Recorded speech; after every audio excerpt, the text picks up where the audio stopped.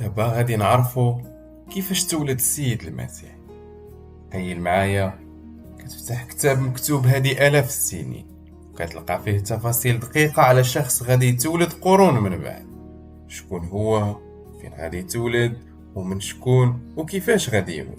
هادشي ماشي خيال علمي، هذه هي القصة ديال النبوءات المجيء ديال يسوع المسيح. قبل ما يتولد هاد الشخص اللي غيغير مجرى التاريخ، الأنبياء ديال العهد القديم تنبؤوا بكل خطوة في حياته. دابا يلاه نرجعوا بالزمان للنور ونكتشفوا أسرار هاد الولادة العجيبة. مئات السنين قبل الولادة كانوا بزاف ديال الأنبياء كيهضروا على واحد الشخص غيجي سميتو الميسيا أو الممسوح. وأول وأقوى نبوة بانت كانت مع النبي إشعياء اللي عاش تقريبا 700 عام قبل الميلاد.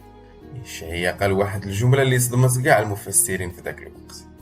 قال العذراء غتحبل وتولد ولد ويسميو سميتو عمانوئيل، اللي المعنى ديالها الله معنا.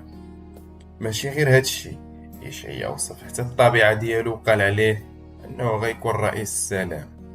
وفي نفس الوقت تقريبا جاو أنبياء آخرين حدوا حتى التفاصيل الجغرافية، بحال النبي ميخا اللي كتب في السفر ديالو بلي هاد المولود المنتظر مغاديش يتولد في شي عاصمة كبيرة ولا قصر ملكي، ولكن غادي يتولد في قرية صغيرة ومعزولة سميتها بيت لحم أفراطة. ودازت السنين وجا الوقت باش هاد النبوءات تحقق على أرض الواقع.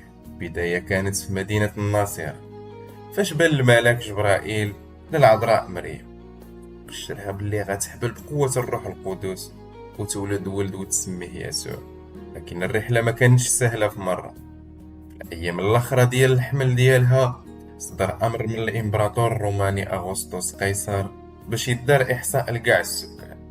هادشي غيخلي مريم وخطيبها يوسف النجار يقطعوا طريق طويلة وصعيبة على حمار من الناصرة حتى لبيت لحم باش يتحقق كلام النبي ميخا حرفيا بلا مشارة.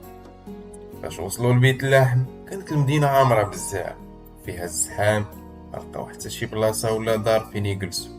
في هذيك الليلة، يعني الليلة ديال المخاط ديالها، ما لقاو فين يتخباو إلا في واحد المغارة صغيرة كتستخدم بحال المدود. المدود هو داك البلاصة اللي كياكلوا فيها الحيوانات. تما وسط البساطة والفقر الشديد تولد يسوع المسيح، تقمط وتدار في المدود.